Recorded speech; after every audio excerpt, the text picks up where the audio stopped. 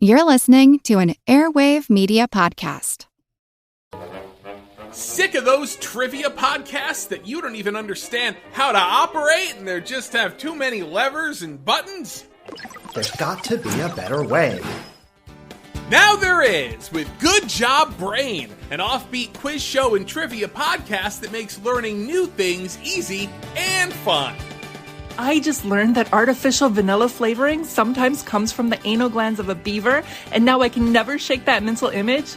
Thanks, Good Job Brain. Good Job Brain is available for the low price of just 4 easy payments of free. It's a podcast.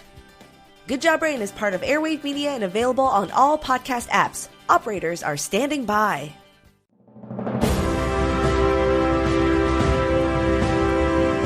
Hold your ears, folks. It's showtime. People pay good money to see this movie. When they go out to a theater, they want cold sodas, hot popcorn, and no monsters in the projection booth. Everyone pretend podcasting isn't boring. Turn it off. Turn it off.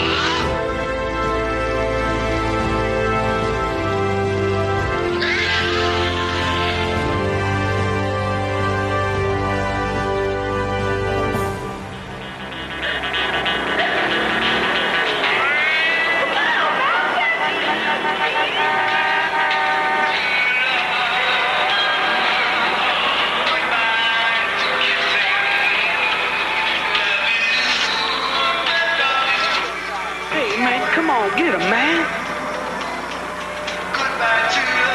Hey, baby, now that you're all by yourself, you want to get off of that?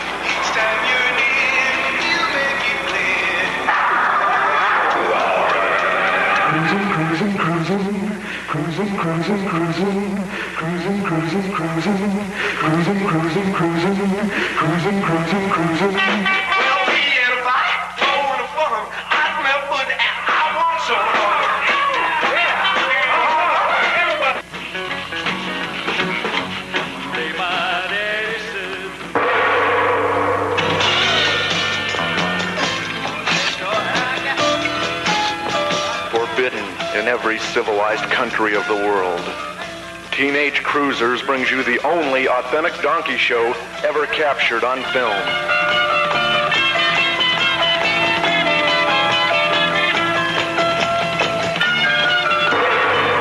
Cruisin', cruisin', cruisin'.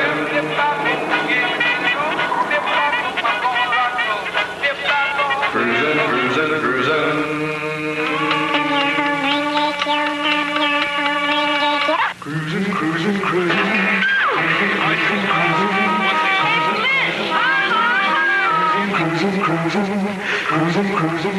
Serena, the superstar calendar girl from Wee Magazine and Hustler, searches for the man who can give her everything.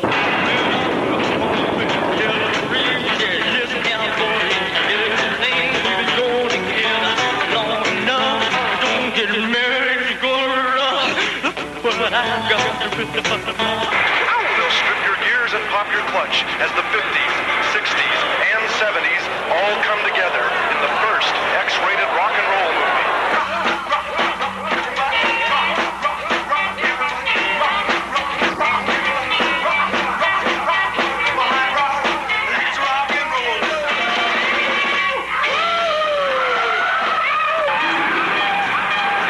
Cruisin', cruisin', cruisin'. Cruisin', cruisin', cruisin'. Welcome to the projection booth. I'm your host, Mike White. Joining me once again is Ms. Heather Drain. Cruisin', cruisin', cruisin'. Also joining us in the booth today is Mr. Anthony King. Hello, thank you for having me, Mike. Mature March continues as we look at young, hot, and nasty teenage cruisers.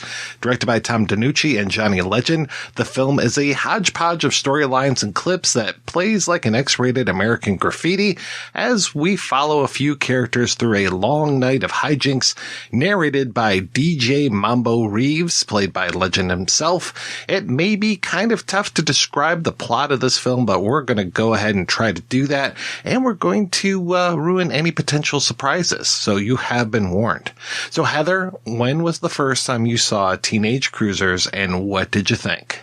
My story with this film begins actually when I was a kid, and I remember seeing either in a Rhino Records catalog. I kept seeing the same Johnny Legend and this cartoon of this amazing long-haired, long-beard guy with dark glasses, and he was always attached to either really cool B movies. In fact, I want to say he was attached to their Untamed Cinema series, but I could be wrong on that, and Rockabilly. And so all this time I'm like, Johnny Legend equals cool.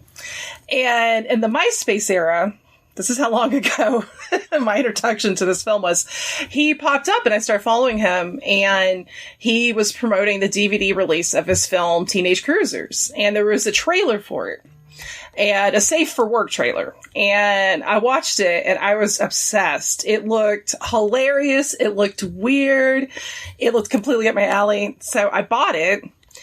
And I was not disappointed. My first reaction was complete glory. This movie is my American Graffiti, for the record. It's got everything you'd ever want. I mean, it's got insane nymphomaniacs, rockabilly music, switchblade wielding ventriloquist dummies. It's got every great thing about weirdo, counterculture, cult Americana that you could ever possibly have a checklist for in cinema. How about you, Anthony? My introduction to it was when you invited me on and I saw this title and I thought, oh, excellent, with Heather, no problem. And then I watched it for the first time and the only time I've seen it last night, and had a riot with it, so much so that my wife looked over at me and she said, aren't you supposed to be watching a porno? I said, yes, it's hysterical. It's so funny. And it was a blast. I loved it. I was very familiar with Johnny Legend because he put together the Sleaze Mania collections for Something Weird. And those were, especially the first one, is one that I grew up on, watching way too often in high school, still quoting it with friends today, which is bizarre. And I know for sure I must have seen Sleaze Mania Strikes Back and saw that Teenage Cruisers trailer that you're talking about, Heather, because as soon as the movie started up, I was just like, okay, something about this is familiar. And when there were shots of Serena mooning the guy with the all of the cream on her butt and him getting cream on his face when she goes by this guy, or the girl praying in fast motion and then a zucchini or something gets stuck in her mouth. I mean, they're just very familiar things. And then of course, towards the end, when they start doing the cruising, I'm like, okay, I've seen this trailer at least many, many times.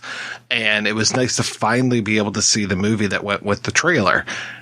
What a bizarre film. I did not know what to expect, obviously, and I really didn't know that it was going to be this kind of, last week we talked about Memories Within Miss Aggie, and I was talking about, they have these 3 very distinct adult sections, and you've got the framing device going on in that. I was like, well, they could have been really cheap and taken that framing device and then just introduced 3 clips in between and said, oh, well, this was me when I was younger, even if one of the characters is blonde and our main character is a brunette. Well, they're kind of doing that in this one, as far as the pool scene with John Holmes. And then eventually there's another guy who's at the pool, and I'm doing air quotes. He's at the pool, just on the other end of the pool. And I'm like, okay, but I have to say that they cut this stuff together pretty cleverly and made it actually look like it was part of this Teenage Cruisers movie. I've seen other films from this time period that are basically what's called kind of a loop carrier, where, sometimes people would just get a bunch of, sort of isolated stag loops and do these wraparound segments. And most films like that are usually kind of a lot more sloppy. One infamous example is the Michael Finlay movie, was it Wet and Willing? I'll call it AKA Virgins in Heat. Such a great title. And I love Michael Finlay, and his wraparound segments where it's him are amazing. But the films that they are in that are so gross. I'm pretty sure I actually have gonorrhea from just watching it. There's some unclean people in that movie. But you don't have that here. Like, obviously a lot of cleverness and care went into it. And some of the selections are hilarious. Like, there's one that I know we'll get to in a little bit later on where it's a couple talking and they have the most florid dialogue with each other. And the guy kind of looks like Peter Lorre's like illegitimate son that just got out of Rikers. It's so amazing. But I hate it because when people think the word porn, they think of the most stereotypical, like, well, nowadays they probably just think of like some random gonzo clip on like Pornhub, but they probably also might think of like, you know, oh no, how am I going to pay for the pizza? But the joy of like going to any genre that's kind of underlooked at is you find stuff like this. This isn't a porno. This is totally a cult film with some hardcore sex in it, but even half of that's like fake. I mean, there's a lot of simulated semen in this movie. The porno film I watched last week for the first time was Deep Throat. And of course, that's a hysterical movie too. Harry Reams is so funny in that movie. And so here my wife is, you know, I'm watching these on my computer, of course, and my wife is watching something on the TV across the living room.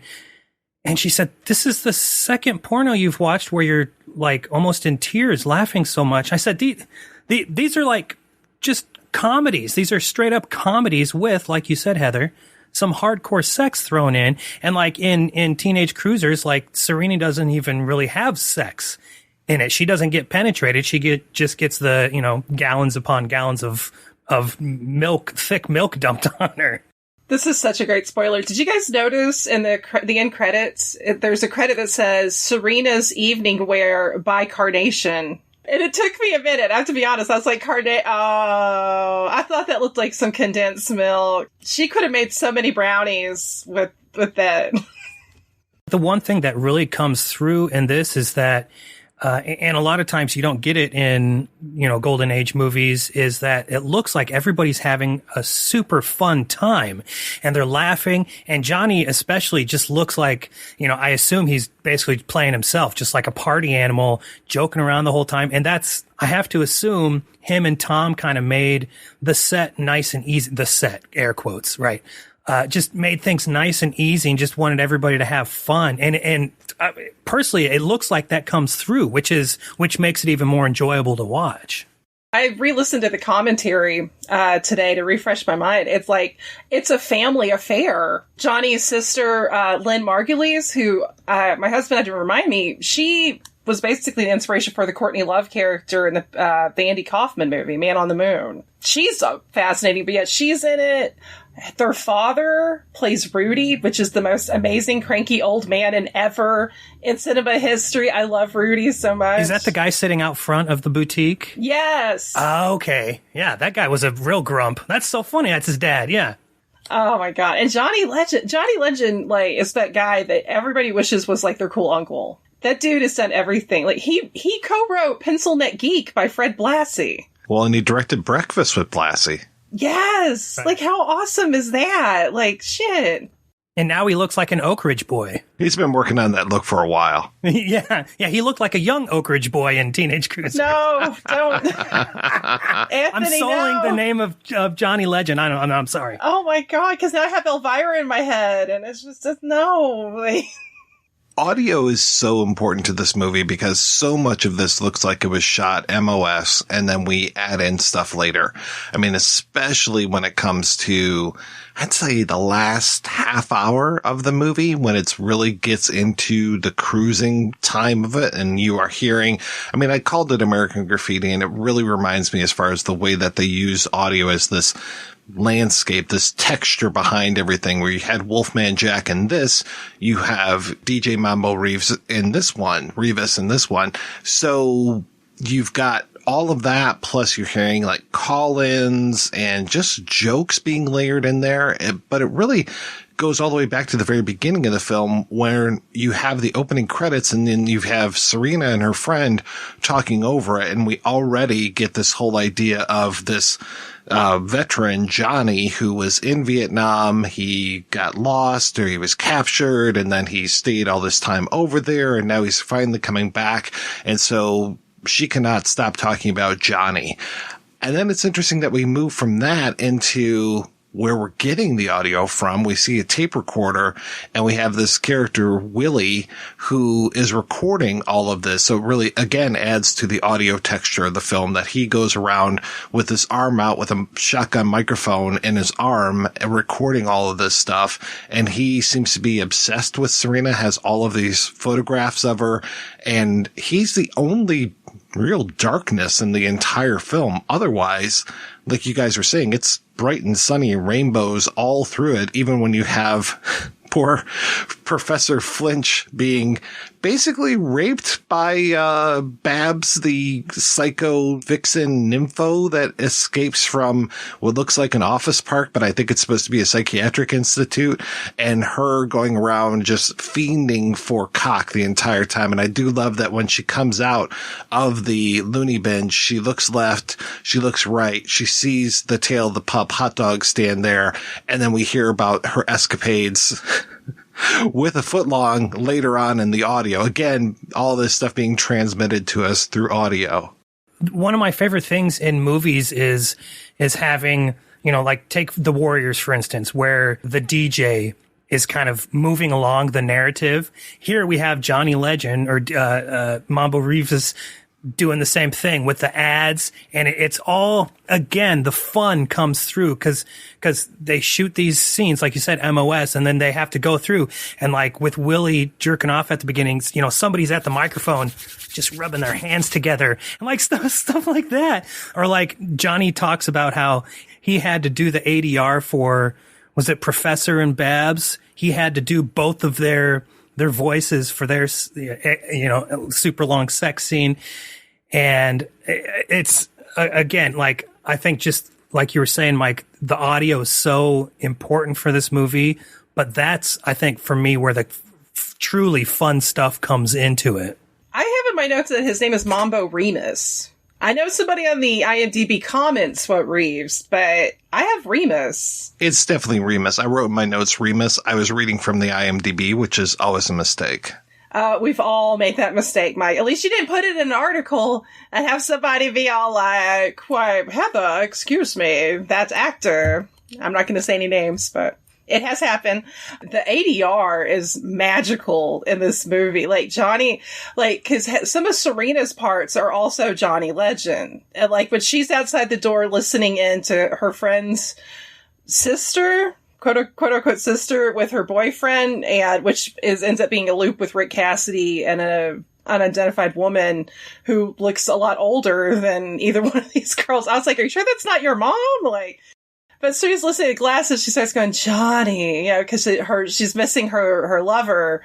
And then her voice gets deeper. Almost like she's like a demon. It's like, oh, Johnny, like that. And it's so good. And all of the ADR during the Rick Cassidy, like all of the little like, oh yeah, like that.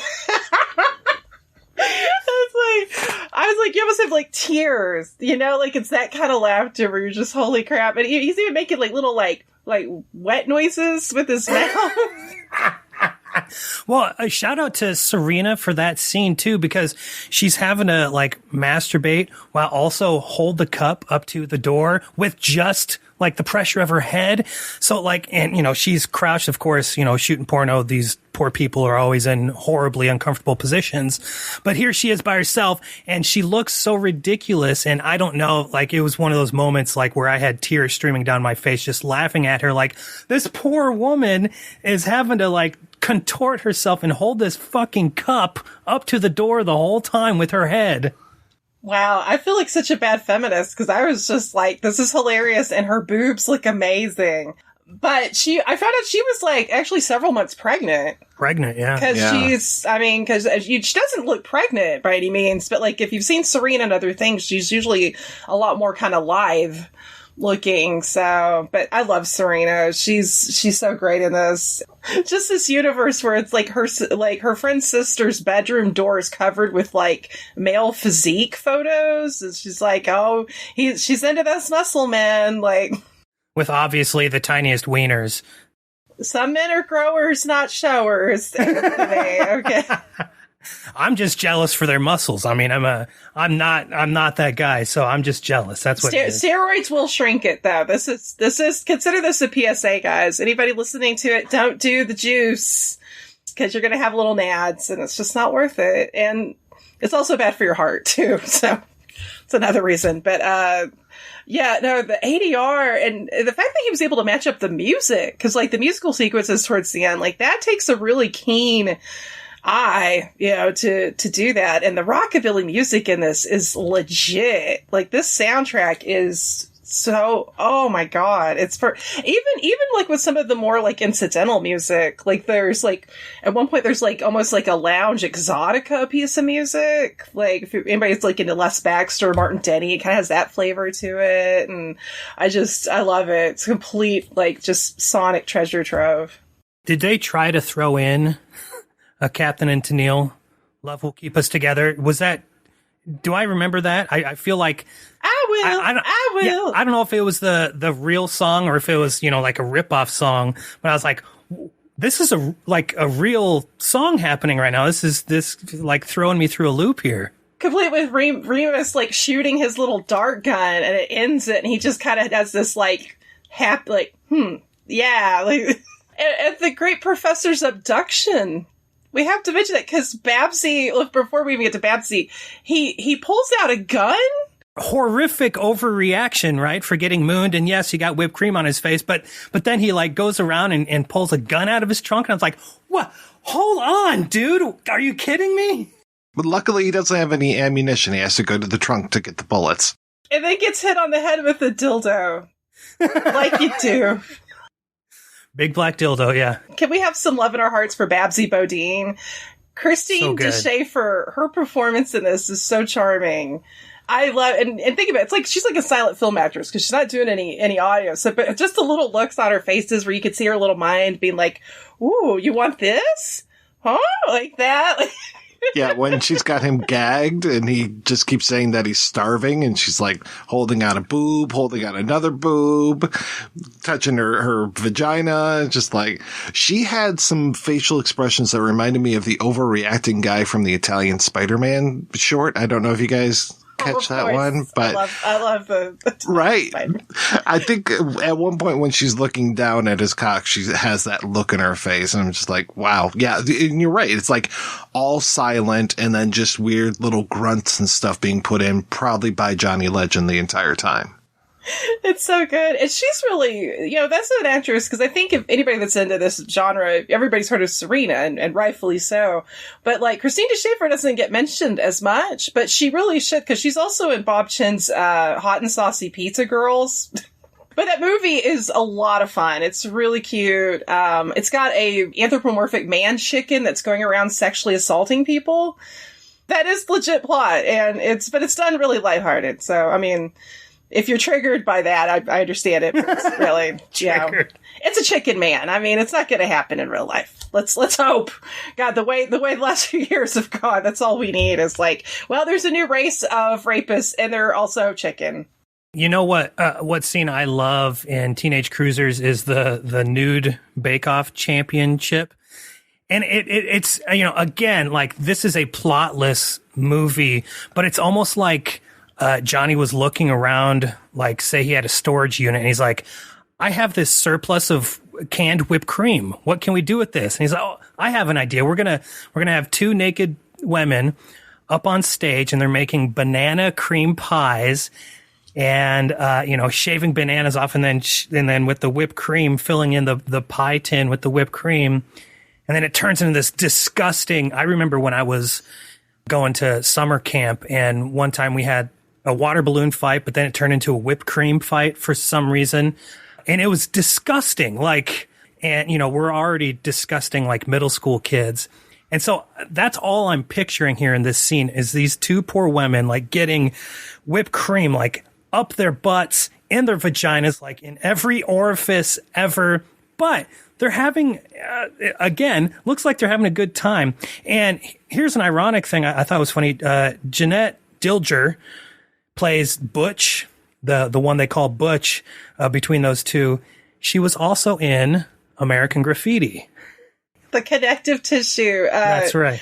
I have to say, and I believe they they said her full name was Butch Von Dyke. Yes. Yes. And I love Butch. She seriously is like adjacent to the character Mo from Desperate Living. Because, like, she's got, like, the host will say something kind of smarmy and she gives him the finger. And then, like, the other girl tries to say something and she's like, that little Miss Innocent Act doesn't fool me, ho. Like, she calls her a ho.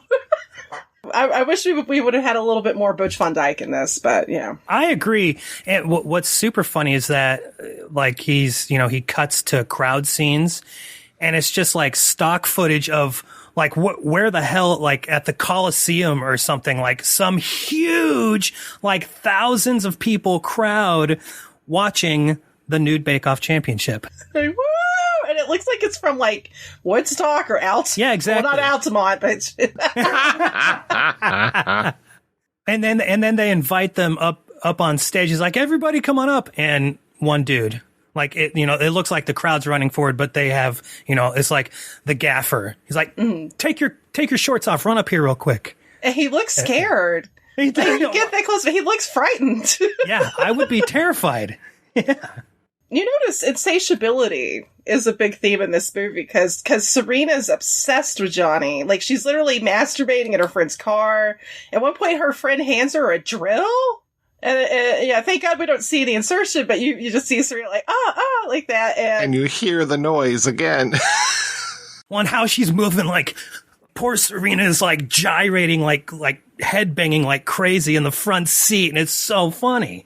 And you've got those two guys that are cruising around and they keep hitting on people, like they're hitting on Serena and her friend, or he's hitting on the one woman that's alone in the car, and then the German Shepherd pops up. Oh my God. That had me roaring. That's one of two animal instances in this movie, believe it or not, folks. I have to say, one of the guys, before we get to the second animal, one of those guys, the dark-haired guy, is Colin Whiskey, who was in, aka, I believe his nickname was Roland Colin Whiskey, and he was in Johnny Legend's, one of his bands. Yeah, he has a musical number later, and he's in the Rockabilly Hall of Fame. Yeah, I was very surprised because towards the end of this film, a rockabilly concert breaks out. And the first number, I think, is Johnny singing. But yeah, you can see the one guy. I'm like, hey, that's the guy who's been cruising around all night before he even gets up there and sings. With his little rad stash. Like, he's got that little, like, that guy has so much style. It's like, I like this guy. Yeah, the German Shepherd. But the second, oh my God. I got a little nervous I was like, holy shit, what is Mike having me watch? Oh my God. Thank God we don't see, the act, but wow. Yeah, this isn't Emmanuel in America. You're safe. The second time they do that and the ventriloquist dummy shows up and then flicks a switchblade. There's like a truly like slapstick, level of humor in this where, I mean, I honestly, I feel like aside from like the hardcore sex scenes, this is one of the funniest movies I've seen all year so far. It's so funny, the level of humor. And I can't imagine like Johnny came in with a full script, right? I mean, isn't it just kind of just on the go? Have an idea pop in your head and say, hey, do this. Or one of the actors like, oh, I have an idea. And they just roll with it. And it's so freaking funny. The scene that made Anthony nervous. Now, Anthony, in your defense, when I first saw this movie, and I had no spoilers going into it, I was like, when you're almost like afraid you're going to see something you don't want to, and your heart gets a little faster. I'm like, oh. But then it ends up having the greatest gag, and of course it's at Rudy's establishment, which I think is called like Trixie's Blue Boutique. Blue Boutique, yeah. And our two young guys that can't get any quote unquote cruising pussy or whatever they call it. They go in there and you think it's going to be basically like a donkey. Like Rudy says, we got a donkey show. And it cuts to a film where this lovely lady's grooming a donkey, a burro, if you will. Takes so long. It's the longest scene in the movie. Like, shit, the sex scenes aren't even this long. And finally, then she starts getting undressing, and you're like, oh, I don't know about this. But then she like lays down and then come hithers, and then you see the little donkey legs approach, and then the greatest twist of all, and I'm going to spoil it because fuck it, it's so good. Like, you see that all of a sudden the people watching it are a variety of horses and donkeys. And that short was made at the Spawn Ranch, which makes it even more just kind of like... God. Yeah. Have a day. The family that wasn't in jail was handling the donkeys. Oh, so Squeaky... Squeaky was the handler for Teenage Cruisers. I bet she was wonderful with that donkey, though. Oh, yeah. I'm sure she was. They want their money back, but then Papa Legend, he says, give me some more money. Take another shot. Or was it... Yeah, and then they go back in for the scene that you alluded to, Heather. Like the Shakespearean, like super proper talking people. And it is, I like all the dialogue for this sex scene is hysterical, but I could only really write down one. My cum juice is spewing forth in great surges. And like they're not moaning, they're not into it. It's all just kind of coming out very monotone, very flat. Can you imagine trying to keep a straight face? Like these two people trying to simulate like they're fucking and saying these lines and not dying of hysterics. Oh god, the best part is when they're actually having sex and she actually said something like, I've never felt such great ecstasy in my life. She's so into it, yeah. Oh my god. And he's got a jail tat. I don't know. He's got that, there's that kind of shitty jail tat you see in early, like Bat Pussy's the best example of this.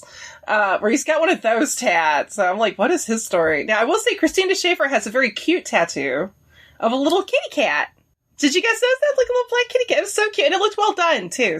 You go, girl. I love her. And you've got our two guys kind of doing like an early MST3K over it, ripping on the people in the movie. I was like, oh, that kind of works. I was glad that they had that extra voiceover. That's true. That's not stage laughter. Like they're actually, I think they are probably just playing that as a gag, like coming up with lines and shooting them out. And they're actually laughing, which again is so funny. Okay. So backtrack a little bit when, what's her name? Babsy starts her molestation of the professor. And, or maybe it's the second time, because the first time he comes and it's all over the ceiling and then drips down on her, right? So maybe it's the second time she starts giving him head and she puts on like a little, like PSA 45 record and it is so funny. And like one of the lines, it says, wink your eye to it like the sweet kiss of the morning butterfly. You're getting to know each other. And she like pauses for a minute and she's like, okay. And then like flicks her eyelashes at his penis. The most absurd shit in this movie. And it's glorious. Well, you think about it, that scene predates Kentucky Fried Movie, which has that great scene with Big Jim Slade. I love Big Jim Slade, which has Jack Baker in it, who would go on to be in New Wave Hookers. So such a cool world. And it kind of foreshadows because that record starts to skip and she just keeps giving him head and giving him head like so intensely that he pretty much explodes and there's cum, quote unquote, pours all over the record and all over. And it's just like, okay, well, I think that was the start of the carnation. They had one squeeze bottle for that scene and then they had buckets upon buckets for Serena. Oh my god. Did they have Costco's back then? Like, poor Serena is an absolute trooper. This woman, I mean, she's gorgeous. She's a great actress. I love seeing her in anything. Even if it's just like a small role, she just has that radiance. And she has the gusto. This whole film is just gusto personified anyways, but when she finally meets Johnny, which is played by her then real life husband, I think his name's John Galt, who was he was with her in Abduction of Lorelei too. So I know he was at least in those two films with her. But his little reactions to copiously ejaculating on her crack me up because he's just got this kind of nice little smug, like he'll just kind of move his shoulders a little bit like, yeah. Here's a leader, and I had my husband behind me being like, oh, she's into ropes. Oh, that line grosses me out so much. Oh. Do you ever have something make you laugh and throw up at the same time? That's what that line does to me. Well, I remember hearing that for the first time when I was watching Greasy Strangler, where the old guy, he's like, I shoot like 3 ropes. And I'm like, ropes. Oh my God, ropes. Yeah. I'm into ropes. Oh. You're laughing as part of you dies inside. He's a one-man bukkake scene. It's just wild. Talking about my wife again, she's starting to realize, like, when I'm watching, like, a lot of these Golden Age titles, they're not pleasurable. Like, they're weird, they are funny, and, I don't know if, are they meant to, like, be pleasurable? Because I'm not, like, especially Teenage Cruisers, I was watching, like, I don't find this sexy at all. Maybe I'm just dead inside, I don't know. I was having a great time, don't get me wrong, but I was like, yeah, this is, I mean, so absurd and silly that there's no way I'd be like, oh, I'm so hot right now. I wasn't hot at all. It's very cold, actually. One of the reasons I love so many of these films is specifically and precisely kind of what you're touching upon, because you had a lot of directors, who were real directors. They wanted to wanted to explore ideas and explore cinema. And the thing is, like, especially if you're starting out, nobody's going to hand you money for making an art film, or very rarely. But if you're making something that's got nudity and sex in it, you can get funding for that. And also, you're talking about a countercultural time where you had that spirit of rebellion and that spirit of free love and that spirit of also just being like, well, if we're going to honestly explore facets of life, sex is a part of life. I mean, that's how we're all here. So I think you had such a potent time. I mean, and not everything's classic from the classic stage. It's like anything else in life. There's a lot of horrible films I won't recommend, but this isn't one of them. And, and I love that. I love being surprised. It's kind of like if you meet somebody and they look like a Mary Kay salesperson, but all of a sudden they start talking to you about like Aleister Crowley and also how much they love pumpkin pie at the same time. And you're like, whoa, this is not the person I expected, but you kind of dig it. You're like, I love that. I love, we're surrounded by so much mundane shit in life, especially with film, and it's just in general. So when you have somebody that like kind of loves you enough to give you something different, that's like the Valentine. You're like, oh, okay, I'm loved. The universe isn't awful. There's actually some really good magic out there. And like be brave enough to take chances and be weird. So like the sort of, bookends of the movie with Willie, the beginning part is more along the lines of the absurd, silly portions, but the ending is like, talk about an art film, like it gets really weird and dark, and it's like, what the hell are we doing here? Which was no detriment to the film. It was super interesting, but it was like Johnny going out, or maybe whoever's idea it was, but going out and trying to do something kind of different and weird. They're like, okay, we have this much film left, and we have, $100 or $200. Let's go out and kind of shoot this weird ending with Willie that is incredibly interesting. Again, it's a plotless film. This doesn't have anything to do with the plot, really, but it's still interesting and fun to look at. It talks about the rockabilly concert at the end. He's one of the singers, right? He gets up and does a song, but he's like looking at himself in the distance. I mean, it was just a really weird thing where he's watching, but the guy on stage, I think, is the actor that plays Willie. Yeah, it's Wild Man Tony Khan, and he is. Oh my God, it's so great because you're like, holy shit, Willie's like awesome now, and he's got that leopard skin jacket, and he's got all of that rock and roll gravitas, like, yeah, and but not everybody catches that, because actually Chuck, and he's seen this before because he watched it with me when I first got it. We were rewatching it, and then like the third rewatch, he was like, holy shit. It's Willie. I'm like, yeah.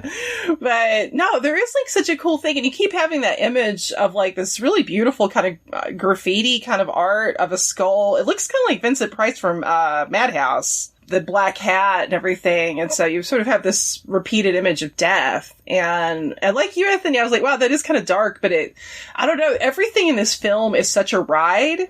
and it's never boring. And so you're just kind of like, okay, it's gonna get dark. And the whole concert's great, though. Babsy hooks up with a saxophonist who wails mid-coitus. I love when she's at, I think, the window of Willie's car and is snapping, which is great. But she sees these oil derricks or these oil drills, and she sees that pumping motion. And the last thing you hear from Babsy is her scream, because I think she just got drilled. And the sax man, one of these guys was a teacher, I think, is what Johnny was saying. And he said, we got to change my name because I'll lose my job. I can't remember which one it was, but it was, a semi-prevalent role in the film. And, he said, we can't. And they had already gone to print and everything and said, you got to change my name. I'm going to lose my job for this thing. Going back to the family affair, it's just Johnny bringing his literal family together and then his friends, his musicians, and that kind of third act or the quarter end of the film is like this concert. And the one thing, being an upright bass player myself, I was missing the upright bass. They didn't have one there. So I was a little hurt, but listening to the soundtrack a dozen times, of course, that's what they're playing. And, they're kind of, the weed whacker strings and slapping and everything. The music is so great.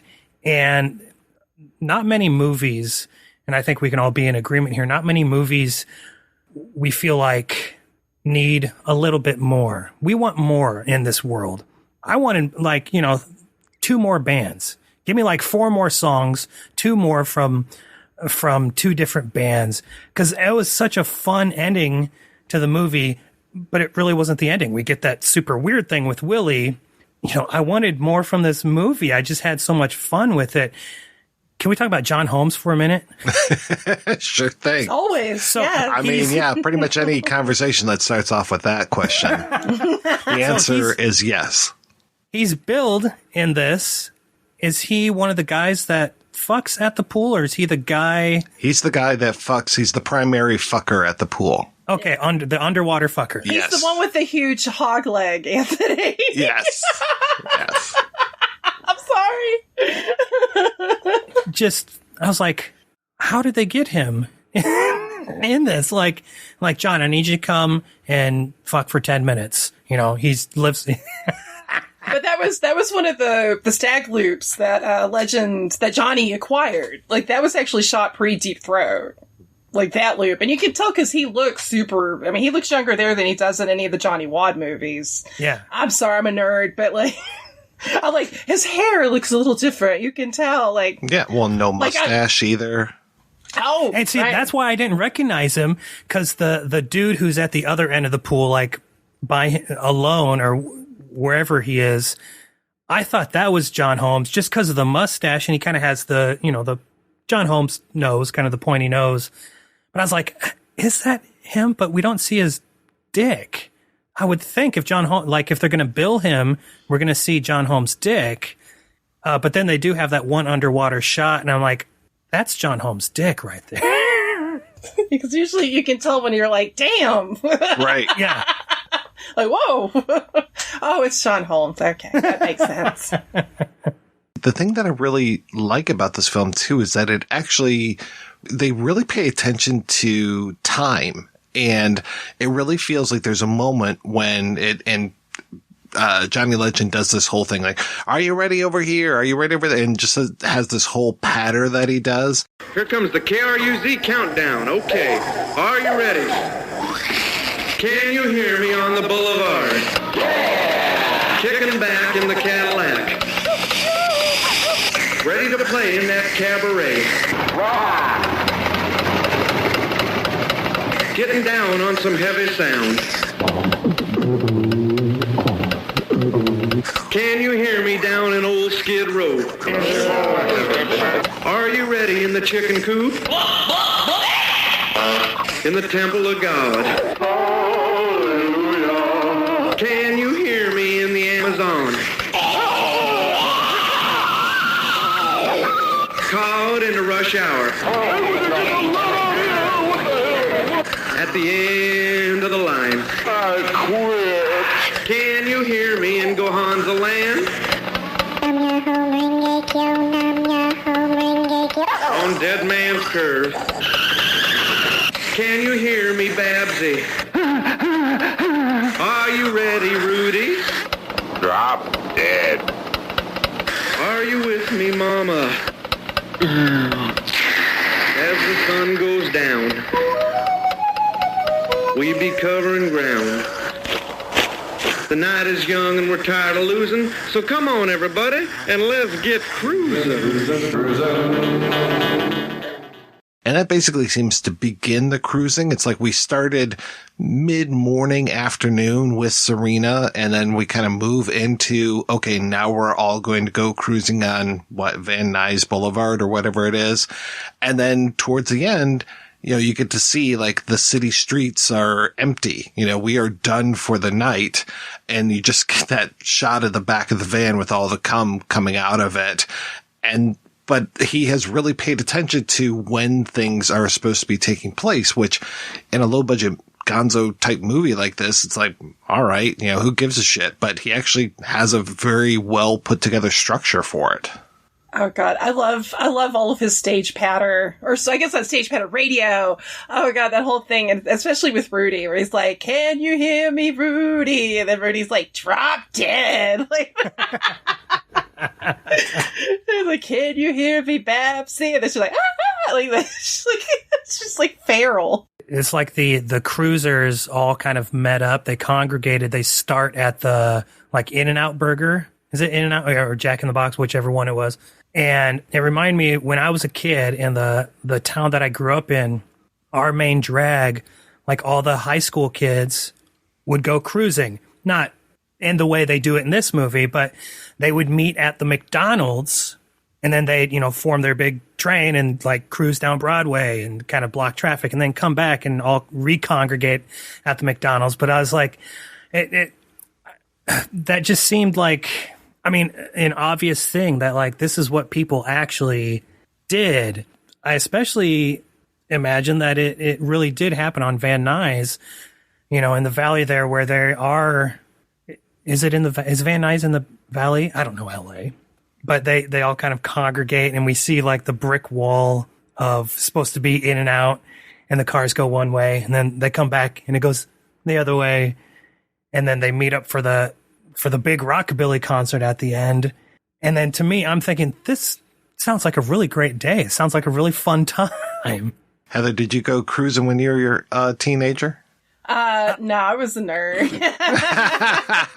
I was a big old drama English nerd. So, the closest we went is my friends and I would drive to this is embarrassing, to like a local coffee shop.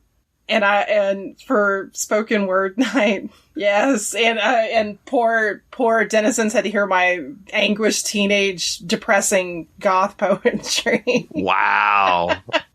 I'm sorry. I apologize to all the people in the past that had to. The guy that ran that shop was super nice though. He was always like, he's like, "You did a good job, kid."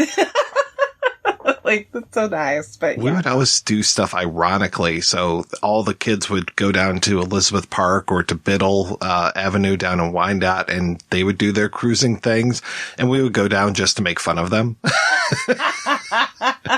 There's a great video that my friend Leon made where I think it's like last day of high school kind of thing. And we went to Elizabeth Park and you get to see like what it was like on the loop there and stuff. I'm so glad that he kept that. And I think he even posted it on YouTube because it's just like, oh my God, the fashions and the music and all that from 1990. It's like, oh boy, this is such a time capsule. Got those kids with the really low trucks and the big bass. That was like when the bass thing was starting. Yeah, by the time I got into high school, the local police had shut that down. So like I never even got to either partake or go down and make fun of them. I would have probably been, the coffee shop poetry reading type. That's what I did. Yeah, by the time we could cruise, it was illegal in our town. So too bad I didn't get to experience it. Yeah, a cab. No, I'm joking. Do you guys think this would make a good pairing with Van Nuys Boulevard, the movie? Because it's been years since I've seen that, but I remember that being involving a lot of cruising, not rockabilly so much, but it being a lot of fun. I know you have that character, was it Nobody Talks to Chooch That Way? Isn't there a guy named Chooch in it? Like, God, I know I've seen that movie, but it's been so long I've completely forgotten it. Same. I need to rewatch it. I remember it being a lot of fun, though, but not nearly as fun as Teenage Cruisers, though. So let's go ahead and take a break, and we're going to play an interview with Serena, who plays Serena in the film, and we'll be back with that right after these brief messages. Sick of those trivia podcasts that you don't even understand how to operate and they just have too many levers and buttons? There's got to be a better way. Now there is, with Good Job Brain, an offbeat quiz show and trivia podcast that makes learning new things easy and fun. I just learned that artificial vanilla flavoring sometimes comes from the anal glands of a beaver, and now I can never shake that mental image. Thanks, Good Job Brain. Good Job Brain is available for the low price of just 4 easy payments of free. It's a podcast. Good Job Brain is part of Airwave Media and available on all podcast apps. Operators are standing by. Let me ask you a question. Are you getting enough?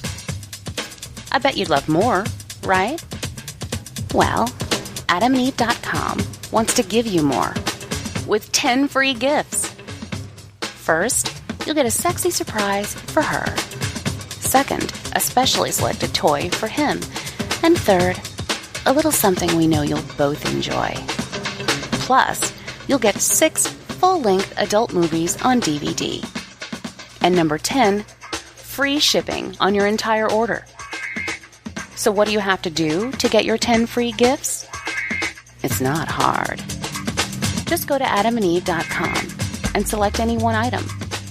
It could be an adventurous new toy, sexy piece of lingerie, or anything you desire. Just enter offer code BOOTH at checkout, and you'll get all 10 free gifts. Go check out AdamandEve.com today. Select one item and get 10 free gifts, including free shipping when you enter offer code BOOTH. That's BOOTH at AdamandEve.com.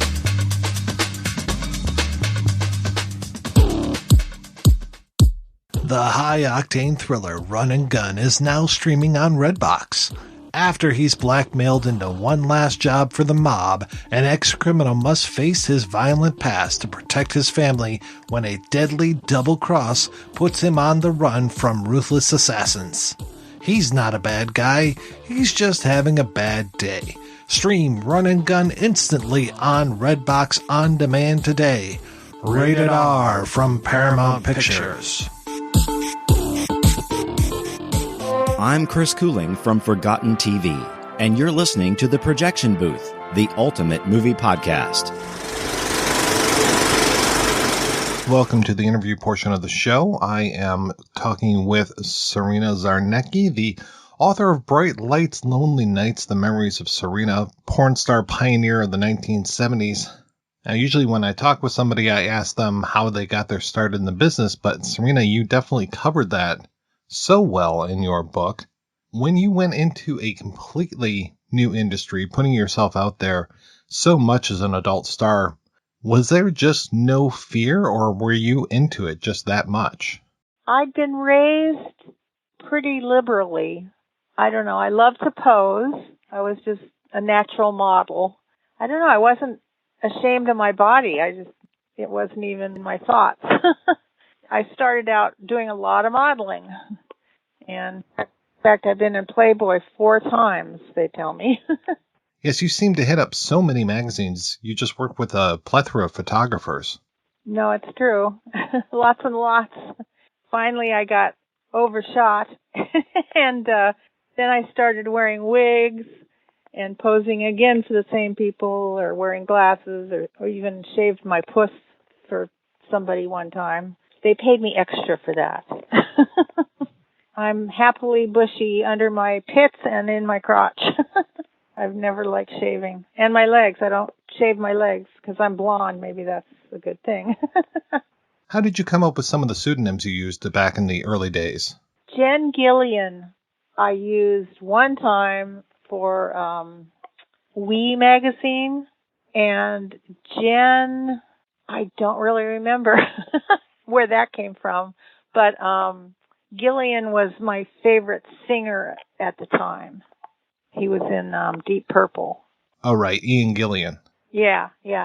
So I loved his singing, and I wanted to name myself that for that shoot, which of course my parents saw, and it was it wasn't a good thing. Mostly now I'm just SerenaZarnicki.com. What were some of those early roles like for you, and how did you balance between acting and intercourse? When I first started in X-rated films, I guess I was usually with my husband at the time, Thomas. And in fact, in Teenage Cruisers, he's Johnny, who I'm waiting for. He and I were married and had a child, who's the love of my life, the diamond in my eye, Lucy. It just sort of grew from there. He was okay with me making the movies, and so I made a lot of them. Yeah, you were turning out, what, like 8, 10 films a year for a while? I remember I was so proud when I stopped making 8mm loops, and then I went to 16mm, and then finally movies were shot in 35mm, which was like a big deal. What were some of your favorite roles to do over the years?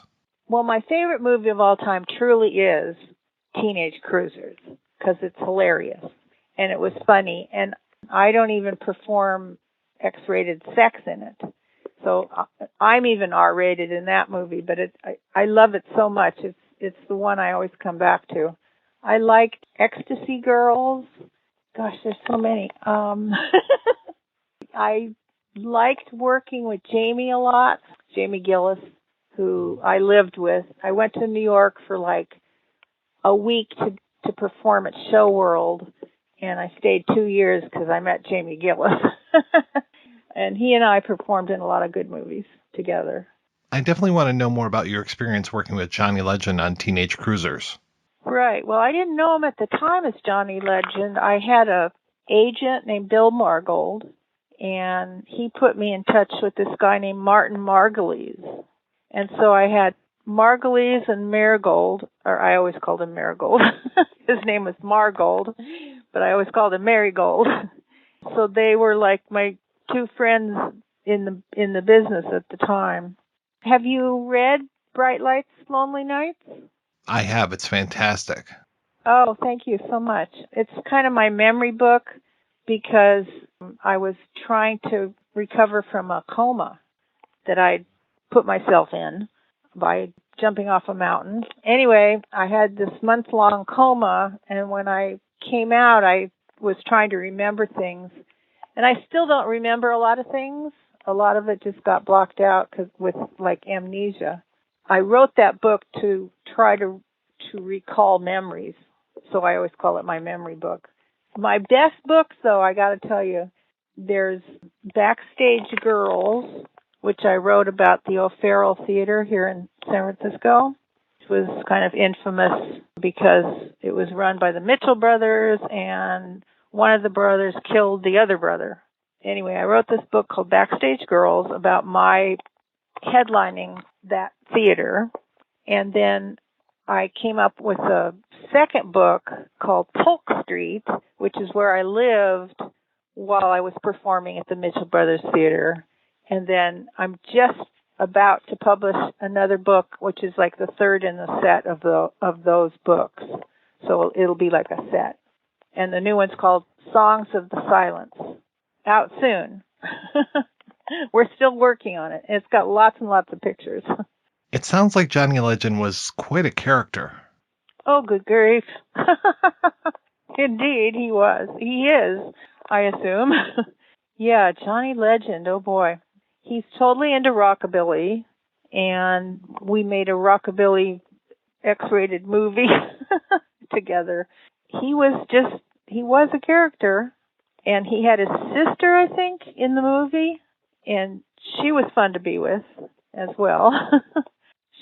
I think she does the bake-off in the movie. That's like a hysterical scene. It's just such a fun and weird movie. It's hilarious. That's why I'm always, when I can, promoting it. It's just a weird combination out of Johnny Legend's mind. Because it was kind of patched together. He did like movies with me and with his sister, but then there's like John Holmes in a swimming pool getting it on with other women, and that he didn't shoot. Somebody else shot that, and they just stuck it in the movie to have some X rating. It was a patchwork, but it really comes off funny. People used to cruise, I guess it was Van Nuys Boulevard. It was like a thing on Saturday night to go cruising in your cars, in your weird cars and your funny cars and all kinds of cars. It was the thing to do, to be seen and to cruise. What else do you remember about the shooting of the film? I remember being in my own panel truck that my husband owned and just having gallons and gallons and gallons and gallons of sperm drip over me, which was not really sperm, but, you know, whatever they use for sperm, milk and something to thicken it up. It kind of looks like that might have gotten old after a while. Well, we shot quick. It was funny to me at the time, so I put up with a lot of stuff for my craft. With a film like that, where were things being shown at, and did they have premieres? There were premieres at the Pussycat Theaters, I guess. I'm not sure I ever went to a premiere of my own movie, however. Did you actually see yourself up on the big screen at some point? Oh, I did, and I was larger than life on the screen for sure. Seeing yourself like that, it is definitely odd. They used to show movies at the Mitchell Brothers Theater, and I'd see myself there on the screen. I don't know. I can't describe the feeling. It's weird. For sure. I think I've only had the pleasure of seeing one of your films projected on the big screen, Disco Dolls and Hot Skin. Yes. That was quote-unquote 3D. That was the one movie I did do in 3D. So, you know, Marilyn Monroe did a 3D movie because they thought they needed a gimmick, but she was so good that they ended up not releasing it in 3D. Yeah, I know you have a real spiritual connection to her. I did. Yeah. I was always called Marilyn Monroe as a kid. For some reason, I couldn't pronounce Monroe. You talked about how Teenage Cruisers was kind of a patchwork film. Did that ever happen to you, having some of your loops, say, cobbled together without your knowledge? Oh, for sure. Yeah, no, we didn't get residuals for any of the movies or really know much about how they got released. We were just cattle call, pretty much. How did the introduction of VHS affect you? Some people say video ruined the movie business, I guess. I don't care one way or the other because I'm not acting in movies anymore and haven't been for years and years. I never shot on video, I don't think, and a lot of people did. I was like kind of before that, so they did turn my movies into videos eventually. What brought about your decision to leave the business? Probably John Holmes, rumored to be having AIDS. AIDS in the 80s closed me up.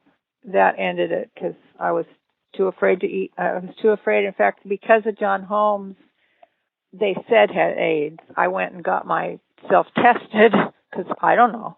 So that closed down the business for me. What did you end up doing after that? Becoming what I've always wanted to be, which is an artist. So I painted for years, and then I started writing and found that to be creative. I don't know, I think I have 6 books, something like that. But I still do erotic drawings and paint when I can and do pastels and, you know, whatever medium is at hand, I work at. At the time, in the 70s, I considered my movies like my art. I guess I've always been an artist. I think I sold my first painting when I was like 4 years old in Hawaii. I remember the painting, and my dad and I were sitting at a sushi bar, and he said to the guy next to him, because my dad was always chatty with everybody, he said, "Oh, look what my daughter did." And he ended up selling this painting of mine. It was funny. Anyway, I've always liked doing artwork, so I've always, been an artist and whatever. Like right now, and what happened during COVID for me was that I turned to hooking rugs. And my rugs, I hope people go to my website and go to my Etsy shop, which I have now, and see my rugs, because my rugs are like, I spend all my time hooking rugs other than watching TV and taking walks and, eating. I've made a lot of rugs, but they're really beautiful and they're real cushy and they're very, very colorful. Ms. Zarnecki, thank you so much for your time. It was such a pleasure talking with you. Oh my gosh, you're amazing. Well, that was easy.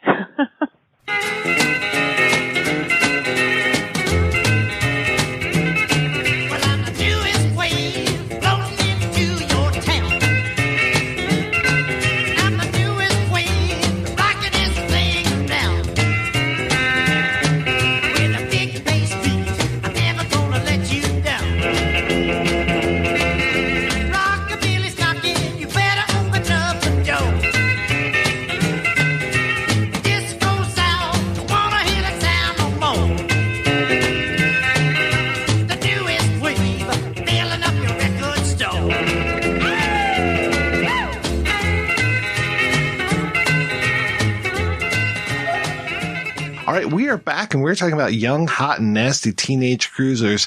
You guys have referenced a commentary track. I tried to buy this on DVD so I could get that commentary track. It just seems like it's gone. And as I'm looking for it, I read this story from, I think, for the New York Post from 2008, where Warner Brothers was carrying this in their catalog, but then all of a sudden it was like, oh my gosh, how dare you carry porn? And so Warner Brothers just dropped it immediately. And now it's difficult to find. Where did you guys get your copy at?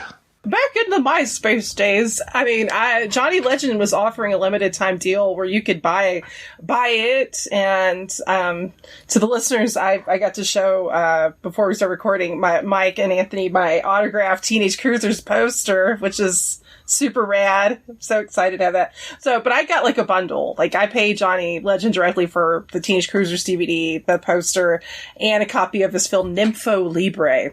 And so that's how I got mine. I remember hearing that there was, like, shortly thereafter, some kind of kerfluffle about having distribution issues because of the explicit content, which is ridiculous. I'm sorry. But yeah, I don't know. Anthony, how'd you get to see it? I've just heard interviews with Johnny, so that's how I've heard these stories about the making of this, but the internet streaming on certain sites. I need to figure out how to rip this, because I'm not as savvy with that kind of thing, but because the DVD though is brimming with extras. There's video interviews with Bill Margold.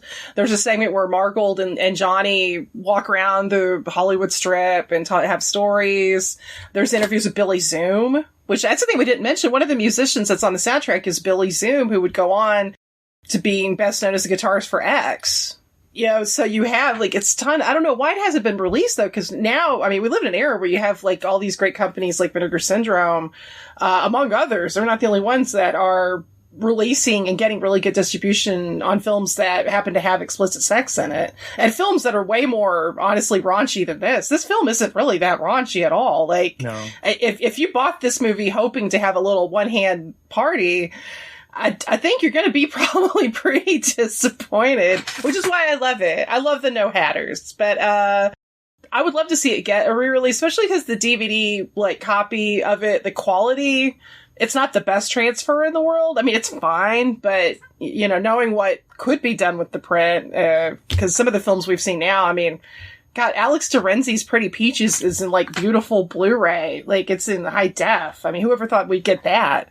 So surely to God, this will come out with all those extras, especially because, I mean, like we don't have Bill Margold with us anymore. So it'd be nice for those to get out there too, because Bill was such a great storyteller and such a one-of-a-kind personality. And that Serena and Johnny are still around, like they could participate in some sort of new release. And, Vinegar Syndrome would put so much love into this thing.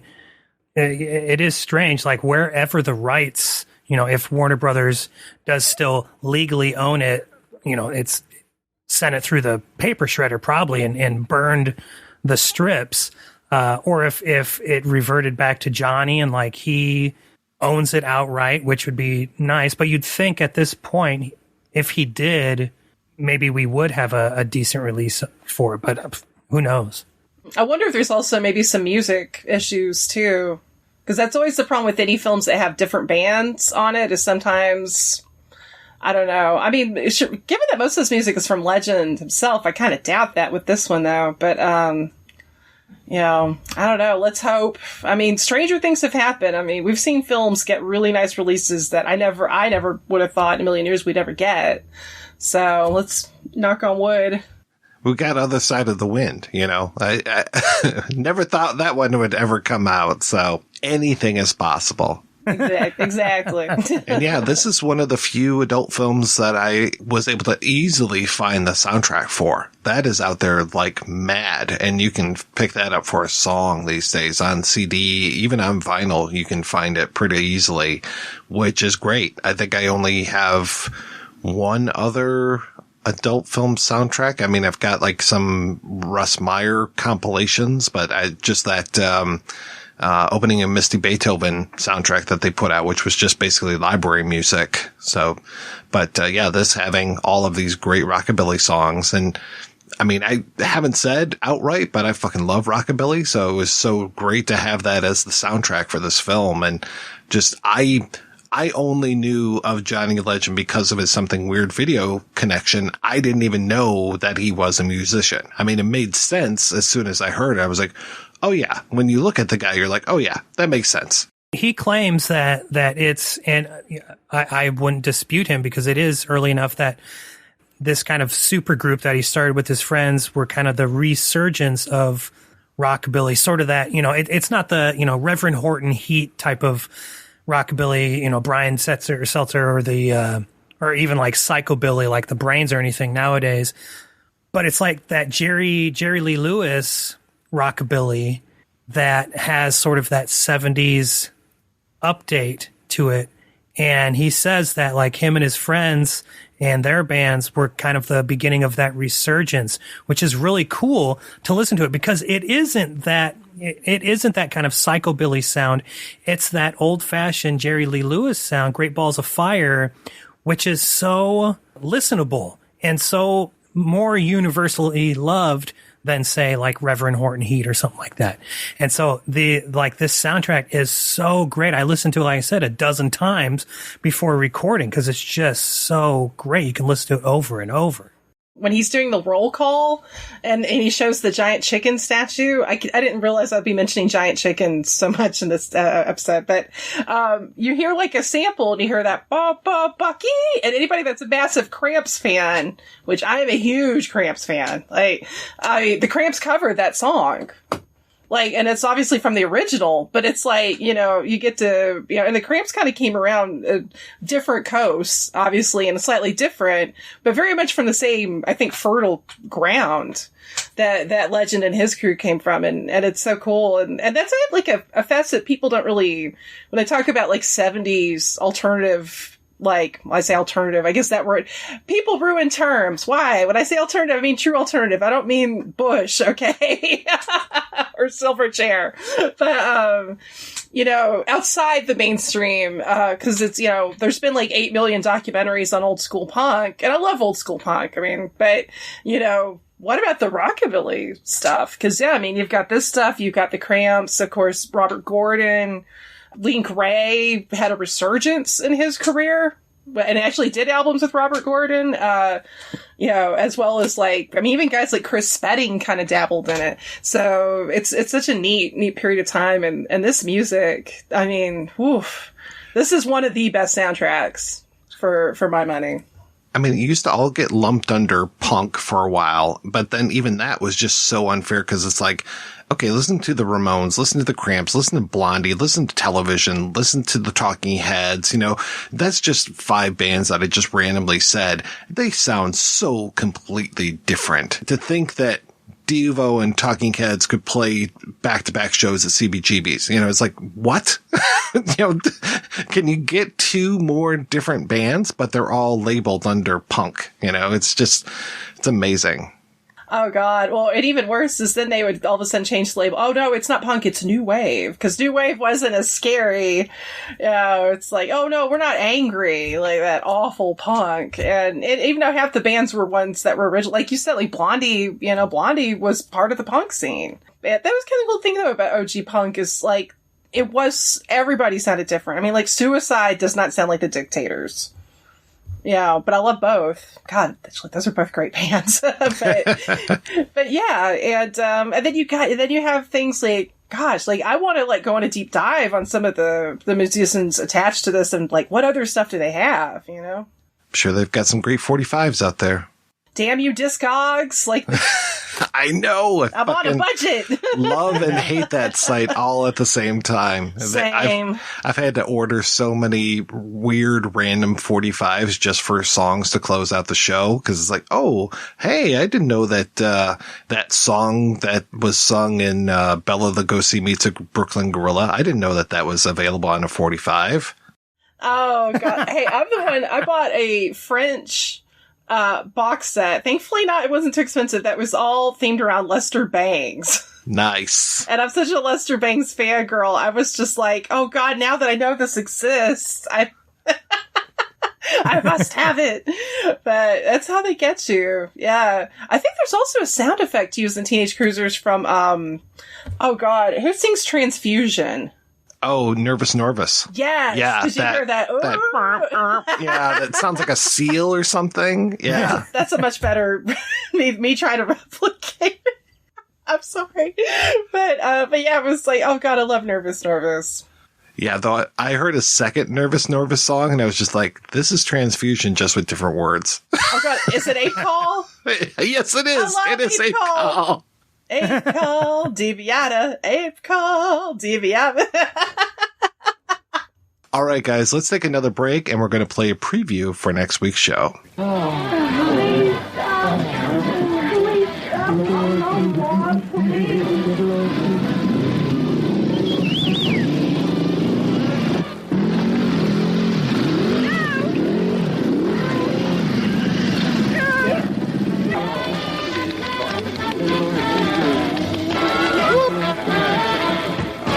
Little Orphan Holmes, with his wonderful 13 inches of pure, unadulterated, maddening ecstasy.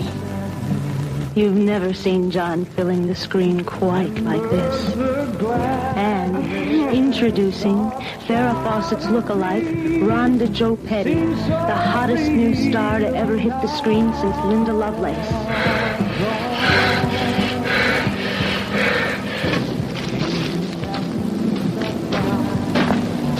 Oh my God. What's your name? Dusty. Okay, Dusty. I'm Frank. Little Orphan Dusty is coming to this theater soon. Have you ever been in love before, Frankie? Just once. Little Orphan Dusty is a story of a great love between two people trapped in a triangle of hate, lust, and tender love. Watch John lead Orphan Dusty into a life of new experiences.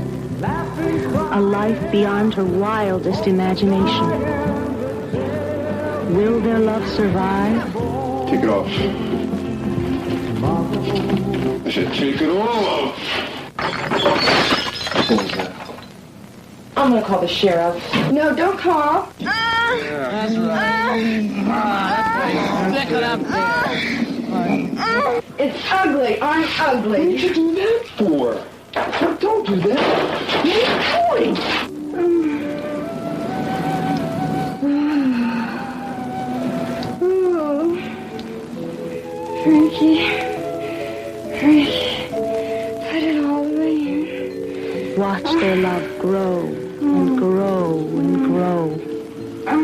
But is it big enough to overcome all obstacles? She's wet, 4 months pregnant.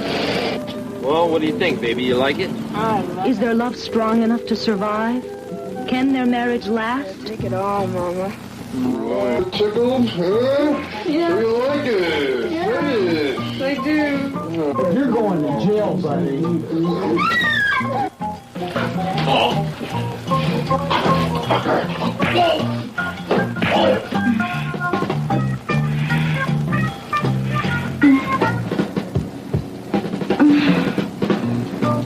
Little Orphan Dusty, a new experience in passion, is coming to this theater soon. That's right. We'll be back next week with a look at the Rhonda Joe Petty vehicle Little Orphan Dusty and the return of John Holmes. Until then, I want to thank this week's co-host, Heather and Anthony. Anthony, what is happening with you, sir? I do a podcast called the Cult Movies Podcast, and you can find that on Twitter at Cult Movies Pod. And we go through the Danny Perry books, and it's all about Danny Perry over there. So that's what I do. And Heather, what about you? What's going on in your world? Just the past few days on my website, mondoheather.com, I have a new article up reviewing the 1974 film The Wrestler, not to be confused with the Mickey Rourke film. And if you are a member of my Patreon, which is also Mondo Heather, you get a sneak peek into upcoming work, including a new tribute I've done to one of the greatest influences on my film writing, the late, great Dewey Webb. Well, thank you so much, guys, for being on the show. Thanks to everybody for listening. To inquire about advertising on the projection booth, email sales@advertisecast.com. Thanks especially to our Patreon community. If you want to join the community, visit patreon.com/projection booth. Every donation we get helps the projection booth take over the world.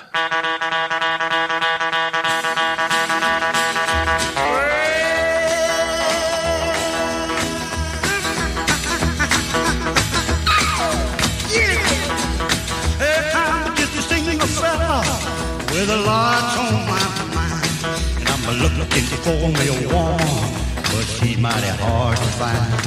Lord, ask my country cousin, check the hottest spots in town.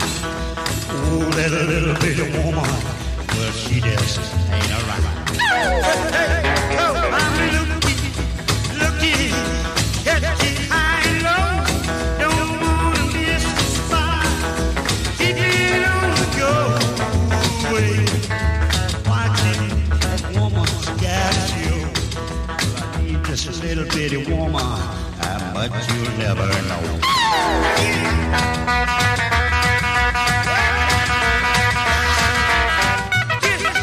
Do it.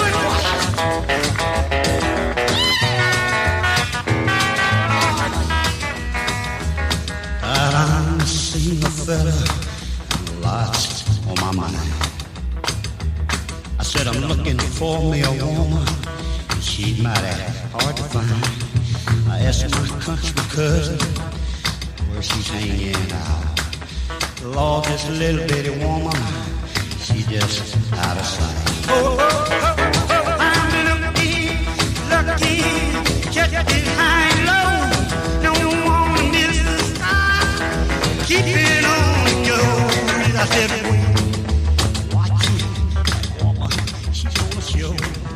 I need just a little bitty woman, how much you'll never know. Oh, now, I just need a simple clue where she's hanging out. And I promise to make it worth your while. If you mark her right, well, leave the price, make it fast, wait it but too long. I got that woman on my mind, I'm gonna bring her home. Yeah, I'm looking, catching high and low. Don't wanna miss a spot, keep it on the go. Watching woman, she's gonna show. I need a little bitty woman, how much you never know. Baby, I need you, how much you never know. Lord, I need this little bitty woman, how much you